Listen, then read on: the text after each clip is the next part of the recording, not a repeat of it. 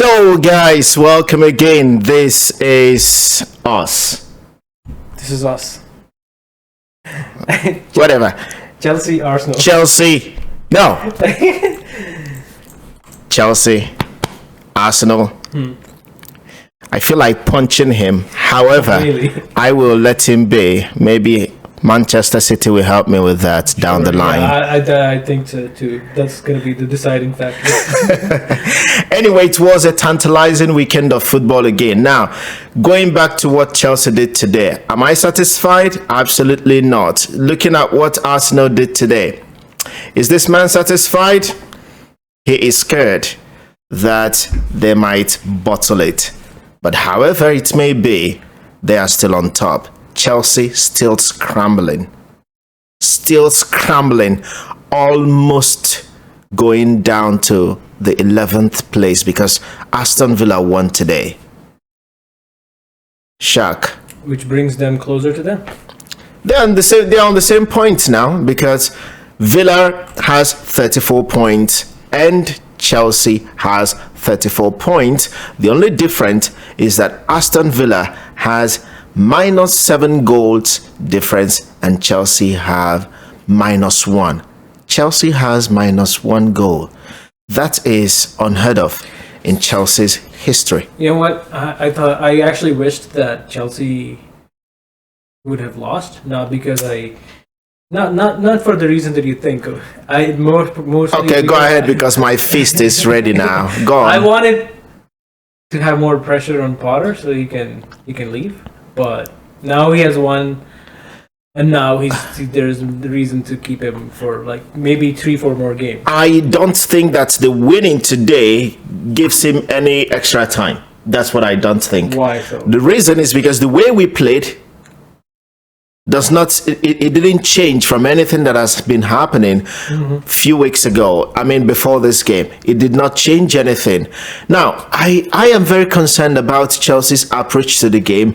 I am very concerned about the energy in the team when they're on the field. I am very concerned about the energy on the bench, and that will lead to the energy in the dressing room.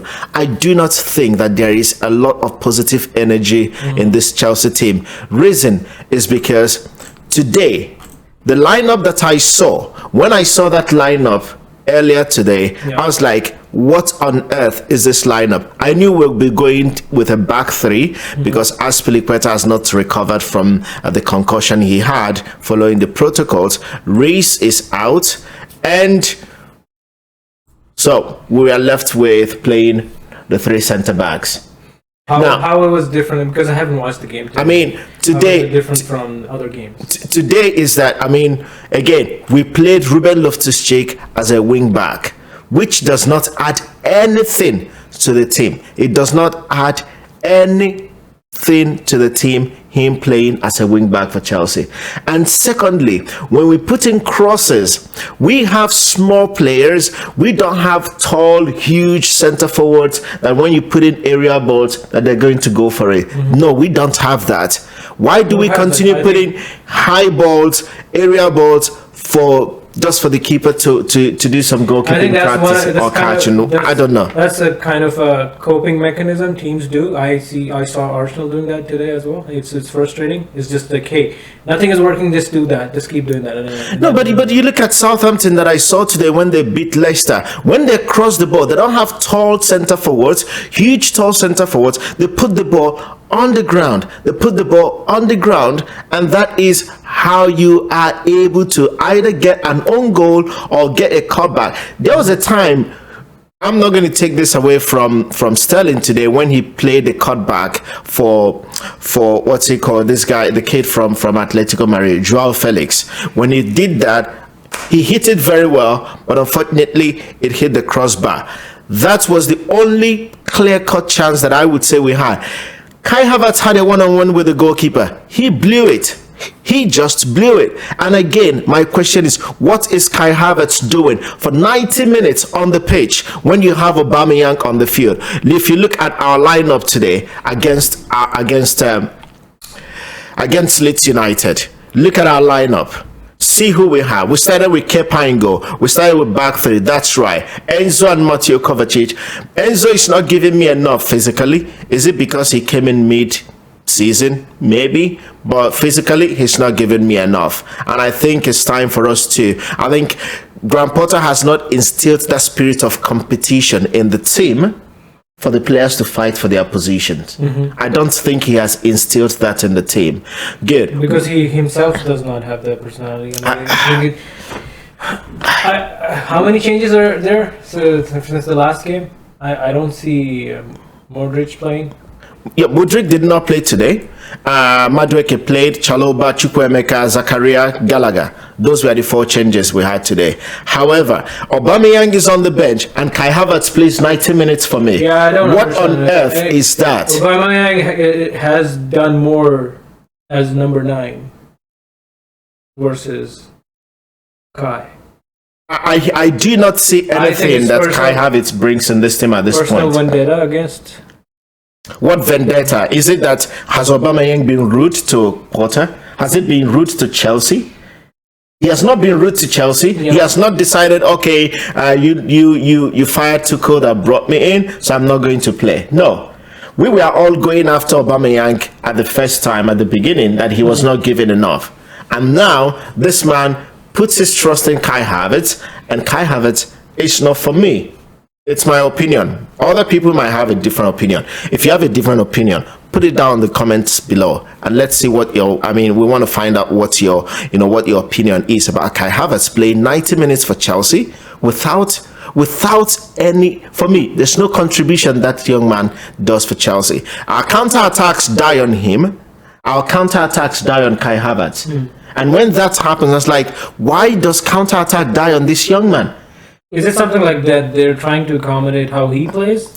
I mean, is that what is happening? If he's scoring goals, then okay, let's accommodate to how he plays. He's not scoring goals, and he's giving us 90 minutes on the pitch without anything. There's no productivity. There's no productivity in his end point. 90 minutes. Even his how many? Look at the hit map. How many times do you see him in the box? Where is his most hit map? It's outside of the box, in the middle of the pitch. In the middle of the pitch. What is he doing on the right side? I mean, he can always drift. He can always drift. But as a number 9, as the striker, as the main point of attack of a team, your hit map should always try to focus in the box. In the box. In the box. I think there are 2 things. Number 1, Kai does not position himself the way, and the other thing is like, the crosses, they need to practice more. If they want to. Honestly, I still do not see a game plan. I don't see an approach to a game. I don't see anything, that this team tries to do when they are on the ball. It is slow. It is sluggish. It is lackadaisical, if you understand that word. Everything is slow. That's the summary. And if we play like this against Borussia Dortmund, I watched their game yesterday against Leipzig. It was a feisty game. It was fiery. There we are fighting. There we are running. There we are pushing. They kept Leipzig pinned. Now, when Leipzig got the goal that they got, when they tied it 1-1, they played and outplayed Borussia Dortmund. That tells you that if you match Borussia Dortmund with the energy that they play, that you might get something. But I do not see Chelsea matching Borussia Dortmund with the energy that they play. These are all young players in Chelsea, and none of them are putting the efforts to run. Is that where is this? He keeps changing. He didn't play Ziyech today. No, he did not. Why? I don't know. I think he controls the game way better than anyone else on the field. The thing is that you can't keep playing the same players when you're not getting results. So if it happens that he gets a team that wins a game back to back, he might stick with that team. But we have not had any back to back wins in most recent time. This is our first win in 6 games or something. I can't remember. Let me ask you this: are you satisfied? Did you see Chelsea going up now? Where? Going up where? From what has been happening. Look at the table. We're still where we are. No, that's fine, but it's still a win. I mean, it's still a win, but we're still where we are. We're not covering. We're not It's gonna progressing. take time, but no, as a team, like today, did you? I did based on no, the scores no, that I'm no, looking at, no. I did not 7.8. forget that. Forget that. From what I saw today, remember, Leeds United are fighting for relegation, right? So we're not even playing. It's not as if we played against a very strong opposition, and that's why my point is that if we play this way against Borussia Dortmund, Yeah, I don't think we have will a reason. not win. There's We will not even get a draw. Chelsea playing home and having one goal. That's Chelsea's kind of a team this season. They haven't scored much. We know, all of us know, and all big games, even with Manchester United, Arsenal, is only like one goal. Game is slow. Game is dead. There's no open gameplay. I don't know if maybe the players are not willing Chelsea to run. used to be like that. We used to be an open play team. We used to attack. We used to run. Players run. These players don't run. They don't run. Yeah. They don't run. They pass and they stay. They want to have the ball and to start dribbling. We have a lot of ball carriers in Chelsea. We don't have passers of the ball. Yeah, the same problem is happening with West Ham. They don't move. Forget about West Ham. I mean, West Ham did not spend more than half a billion pounds and play this way. On one hand, I feel bad for Porter because he's been given lots of players to work with, and when you have lots of players to work with, it is very difficult to bring all of them together and to be able to harness the team. This team should. I don't know what went into the head of the owner of this club to keep buying players over and over in the same season, not even in pre-season. This happened all in the January transfer window, mostly in the January transfer window. They should have been understanding of that they're going to have that problem. I mean, get players in maybe 2, 3, 4 players. Okay, fine. Let's see how they can. But bringing all these players in, bring in charge. Anyway, I mean, I just stood by the corner today with no expectations of what Chelsea is going to do. But I deep within, I wanted Chelsea to win. I wanted us to win. I feel bad for Porter as a human being, but not for the work he's doing as a coach and how the team is playing. Yeah, I have that sentimental feeling towards it. Chelsea have a game before Champions League game? Oh, we play our next game is Champions League on Tuesday. This Tuesday? Okay. This Tuesday, yes, that's our next game. And after that, we play Leicester. Anyway, I don't know. But again, I don't know where Chelsea is going so far. The win is fine. But again, it is not a convincing win. The way we played is not convincing. The way we I mean, again, anything could have happened. Yeah. Anyway, guys, if you're still watching, please click the like button and subscribe to this channel so that this, which we're doing here, can get to your friends and others who may be interested. Let's move on, Shaq. What else are we talking about? We're talking about Arsenal. I don't know what's happening with your Arsenal. They're not convincing though. Arsenal started. I think what happened is Arsenal started the game thinking like it's gonna be an easy game because Liverpool has had battered Bournemouth and City has also battered. Thinking that we're gonna do the same, not realizing that they are fighting their fight of their life. They're fighting their own battle. They wanted a win today would have given them out of the relegation. Yeah, for Bournemouth, right? Yeah, so they were. I think they were really smart coming up with the idea of like pressing really hard in the first minute, and I think they achieved it. And that changes everything. You conceiving a goal in the first minute, even though how better you are if you're playing home, still you're one down. The other team is not going to be open, and that's what it did. They brought back all the players in the defense line, and then Arsenal tried, even though it had a lot of possession. Again, it's funny how Bournemouth started this game. They started with 6 players, all on the line at kickoff. The moment they played the ball, you know what they did? The second pass went. I think the first pass went The winger. to the winger. Yeah. That's what their idea was. That's And from there, boom, less than 10 seconds. Was it 11 seconds? 11 seconds. The second fastest goal in the Premier League. Yeah. No, Arsenal. They caught Arsenal off guard, and it worked. And that's actually really smart. It's a high IQ level. I think right now Arsenal is trying to. Arsenal has built a mentality of never say die. I think that's one edge that they have psychologically against both other teams. Maybe it's another team that may have that is Manchester City, but sometimes Man City just like collapse. But again, I think they have built up that mentality that if you come at them, if you throw one punch at them, they will throw 10 punches more to you, and then you'll find they'll wait and see what happens. And that's what they gave to Bournemouth today. And that's why even when Bournemouth went 2-0 up, I personally think, even though I'm an Arsenal fan, I think there is a big component of luck. They work hard. Arsenal works hard. They work hard. It's the hard work that brings the luck. If you don't work hard, No, I actually did not believe that Arsenal were going to win at the end. The way it was, like, they had every player in the back line. Yeah. It's really hard to Arsenal. If you look at all the goals, Arsenal goals were unconventional. But again, Arsenal has an approach to a game. Yeah. If you look at the third goal that Rich Nelson scored, and this is one thing that Chelsea don't do, and this is one thing that Chelsea is lacking: players that can shoot. Yeah, Chelsea. Players that can shoot. Chelsea does not have players that shoot. They have players that can. They don't play the same. They just want to dribble and then do some fancy.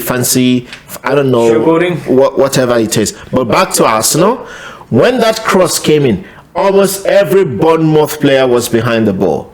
What did Rhys Nelson did? What did he do? He controlled the ball. Cool, calm and collected, struck it very well on a half volley.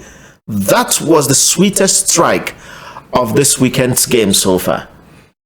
Yeah, and the way he celebrated it, it was as if like, oh, this is normal. Yeah, this is not. The whole stadium were going crazy. Fans, players, Arteta was, and the kid was like, oh yeah, I think I normally do this. Like what? So for me, that's a champion in the making mentality. Yeah, that you don't give up and you keep fighting and you do everything possible. And what makes this goal the best so far is that it was struck in the dead of time, 97th minute. That is injury time into the game. That was when he did that. So that makes it so sweet. Same thing happened when Jorginho scored the third goal. I think there's a bit of luck, like hitting the head back. On Martinez. And today, like, even a ref could have just blown the whistle at the start of 96, but he said, okay, take a corner. And I think that's what I'm talking about. When these things happen, you know that there's something going on for Arsenal. Yeah. Mentality wise, the mentality is so strong, and you cannot beat that. No matter how skillful you are, no matter how good you are, if you don't have the right mentality to be able to stay in the game and finish up the game and be able to play until you hear the final whistle, you are not going to be a champion. And that is what Arsenal showed today, that they are ready to fight till the very end to get the trophy. How many games left? They already played 26 games. So 12 games left. So they have 12 games left. I think Arsenal versus Man City is going to be the defining moment. What Arsenal don't need to do is to lose to any team, because Man City, if Man City win and Arsenal loses a game, they're just 2 points behind Arsenal. Really and hard. when they It's play that head to head, I think they will come after Arsenal very hard. And I don't know. I don't know if you remember Arsenal versus City. Arsenal were panicking. They were. I mean, which brings us to the next match, which is City versus Newcastle, and I saw Newcastle panicking today as well. Yeah, Newcastle is they are in an uncharted territory. They did not believe that they will be where they are. They are the unlikely team, the least expected team to be top 5. Top 4 or 5, yeah. They are the least expected team to be in the 5th. Yeah, they're still going for top 4, but they're 5th right now. They were 4th before, but they have not had results coming their way lately. Their strikers have not been able to score lately. But again, I think that, as you said, they were nervous, and when you're nervous playing a team like Manchester City, they're going to rip you apart in every way, Yeah, when you look at when in normal circumstances, like the City players, they keep moving. Arsenal players do too. Newcastle players were just standing, like they were not creating space. You have to create space, otherwise you cannot move the ball forward. There is no way. And I saw them getting stuck over and over and over and over again. That tells you how the teams train. And that's one of the things I like about Spanish coaches and Spanish football in general, which I have followed very, very long time. I love to train my players that way, that they have to keep moving. The more movement you have, it might be just one step or two, you create space. You might not create space to receive the ball, you create space for someone else to receive the ball. And that is why, if you check the Spanish methodology of coaching and playing, they keep playing movement on and off the ball constantly. There is never a dull moment. It might be dull at some point or boring, as some people might say, because of the over possession of the ball. But again, once they cut you open, look at the second goal from City from Bernardo Silva. He did not need too much space to do that. Just Haaland played it to him in less than 5 yards. What did he do? First touch, second touch. He was going to the ground. He took the shot. It was a goal. Yeah, and before his goal, Newcastle was coming strong, and and that's where they also missed their opportunities. Like there were 2-3 chances. Exactly. Just tapping, but they no proper contact with the ball, and all of that went away. But again, it shows. We're talking about City and Arsenal. We're talking about City and Arsenal. Yeah. They have 2 Spanish coaches that know each other, and they've worked together. So what are they doing? They're almost playing the similar pattern and style of football. The only thing that happens that when 2 of them meet, this mentality, mind games and mentality will win. That's the only reason why City will beat Arsenal. Except if Arsenal decides to dig deep to beat City, or at least get a point. Yeah, at least get it. Yeah, I think it's going to be a physical. But I was talking to my friend that I think this season Manchester United is the only team that has looked. I think it's also because of the rivalry, and they've come to a really good place now because of how they've been playing, winning their last FA Cup game and the Carabao Cup. Carabao Cup, yeah. They're playing really well. But I was saying that United is the only team that has. When they come playing against City, they don't panic. No, because they know them as their little brother, so they're the little kid on the side trying to fight the other brother. There's some other force behind that. It's not because of when you're in the same city, right? So all in Manchester, 2 of them in Manchester, and when did City started winning something? It was just less than 10 years ago. Less than 10 years 16. ago. 16? Yeah. Okay. Oh, 15, time really. Okay. Yeah. So less than 10 years. Yeah, less than 10 years. Yeah. So, but if you go back to Manchester United's history, 13 Premier League titles, 13 Premier League titles, 2 Champions League titles, or is it 3? In modern era, it's 2.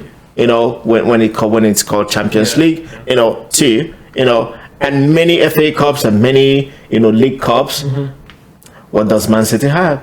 Man City just started the other day. Yeah, so Man City is not even up to half of the Premier League titles that United have won. So that gives them a mental edge. And some Manchester United players that are grown or raised in Manchester, we always see Man City as a very small team. I want to talk about the there talk. Actually, Thierry Henry said that he's being predictable. I think I liked how he played today. He didn't go. He's starting to assist now. He used to be a player like, hey, just give me the ball. Who? Holland. Okay. Now he's actually He hasn't still started dribbling. No. I don't think he's a good, he's never going to be a good dribbler. He's No. not a natural dribbler. No, he's not. But I think he's starting to Link up plays. Yeah. which is helping the team. That's the thing, you know. He provided the assist for Bernardo Silva to score. yeah. I mean, that's He one wasn't thing. selfish. Usually, when he joined, he was like, "Hey, I'm just gonna score." Yeah, but again, this is Premier League. When the defenders manhandle you and roughen you saw, up, which yeah. is today, Yeah. he got that a lot today against Newcastle. They are the same height as him, Yes. and even sometimes more built than him. Yeah. So Teams have figured out how to handle him. exactly. So when he plays against the smaller teams, he's going to try to like destroy them, you know. But when he plays big boys, Lascelles from Man City today held him very, very tight, you know. But again, at the end of the day, he still squeezed in an assist, so that's also a good thing for him. So he still keeps his ranking going up. Okay. Top four. Yeah, what's going on top four? I mean, top four. There's nothing to talk about there because just is still the same. It's not going to change even next week. No. It's not going to change because Arsenal is there, Man City is there, Man United are 10 points ahead of, ahead of the third place team. Yeah. Man City is 10 points, 9 points ahead of Manchester United, and So it's basically third and fourth. yeah, just like third and fourth. Again, United has 49 points, Tottenham Hotspur has 45. United have 2 outstanding games. Depending on what they do tomorrow against Liverpool. Liverpool is coming strong, so Tottenham, Newcastle, they might end up not making top 4 because I think it's Liverpool- only fourth and fifth now. It's actually fourth. Liverpool's got 39 points. Liverpool, What I'm saying is United is going to end up third. United will end up in the top 4. Do you- United do you think- will end up in the top 4. Do you think they're gonna? Do you think they can come second? I No, don't think so. no, it's not happening. There is no way. It's not happening. No, Even no. Arsenal is not gonna. Arsenal will die. if they lose Arsenal, 3-4 if games they together, lose, there's 3-4 games, there's no way Arsenal is I losing don't 2, think so. 3, 4 games At this point, together. no. The way they're playing, no. No, at all. They will. The worst that Arsenal will get is second position. That is the worst. Yeah, that's the worst. Yeah. But I mean, look, they're how many points ahead of Man United in third position? They have 63, and Man United has 49. What so, if Man United win both of their games? which both games? They are coming against Liverpool tomorrow, which has a different that's a big taste game, of its own. So that's the England Classic, Classico in England, right? So, I mean, again, they are going to do what they have to. Liverpool have to play and die on the pitch tomorrow if they are going to make top 4. Yeah, they have lots of pressure, and I think They have lots of pressure. And I think Liverpool is kind of team this season that they play better big games, and then they release their pressure, and then they lose against. They have not small even teams. performed a lot in big games either, because they just came from being trashed by Madrid, Yeah, and then they it's- struggled again. They're so. And then they struggled again, over the last game that they played. So, I think it was Nottingham Forest. No. whosoever that they played, they have not been convincing, So after Madrid, they tied with Palace, and then they beat Wolves 2-0 over the week. They Midweek. had to win against them because Wolves had won against them 4-0, 3-0 a few weeks ago. Yeah. So they had to. I think that's one thing again. I go back to Chelsea. Chelsea never reacts. Liverpool reacts. And dies, but Chelsea doesn't. Chelsea does not even blink an eye. Like Chelsea's like, okay. They're like, oh, okay, yeah, we'll try again next time. There's no reaction. Yeah. Even just to win a game and to push further, there's no reaction. Anyway, where I think that there is a lot of action these days, I prefer to watch the bottom place teams than the top make three more drama. because there's more drama there. Yeah. You know, the position on the table keeps moving. You know, back and forth, back and forth. If you look at today, Southampton, you know, came off the bottom of the table. Bournemouth, that was some time ago, 14th and 15th on the table, and now bottom of the table. So Everton, they beat Arsenal and then won another game, went all the way to 15th or whatever it is, wherever they went to. Now they're back into it, sunken again. Leeds United, though they lost against Chelsea, off the bottom three. This is where the drama is. West Ham, what on earth is going on with West Ham United? With all the players they have, with the investments that they have on these players, and they are not winning games. I don't know. It's just not just winning games; they're losing badly. Like when they lose 4-0. My, is it that David Moyes? I don't know what's going on. And then the problem is, the interesting part is that every team is just one. Like the last three teams are just tied. It makes it really interesting. It is. I mean, honestly speaking, anyone can go up. Honestly speaking, I'm going to include Chelsea in this because it's not very far for us to start dropping. Anything can happen. Look at the form of the team. From Chelsea, you have draw, lose, win. Aston Villa, lose, win. And then Palace, lose, 3 draws, and then lose again. Wolves, win, lose, draw, lose, and win. So there's no consistency in form. In the form of these teams from 10th down to the 20th. All of them have squeezed in the last 5 games. All of them have squeezed in 1 or 2 wins only. Yeah. All of them. So you just keep wondering, I mean, what is going on here? What is just going on here?